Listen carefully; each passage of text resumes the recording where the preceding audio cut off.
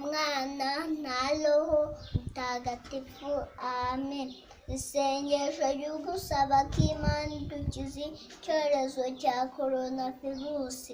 Mana ishobora byose, mubyeyi w'impuhwe, wowe ugaragariza urukundo rwawe ibiremwa byose, gira impuhwe wumva amasengesho tugutuye, dusabira abantu bose bamaze kugirwaho ingaruka icyorezo cya coronavirusi mu bice bitandukanye by'isi.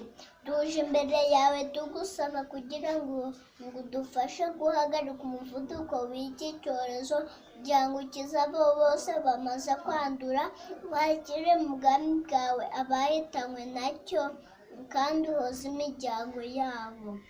Kugira ngo abayobozi b'ibihugu n'abita ku buzima bw'abantu bashobora gufata ingamba ziboneye zirengera ubuzima bw'abantu, tubigusabye ku bwa Yesu Kristo umwami wacu, amen.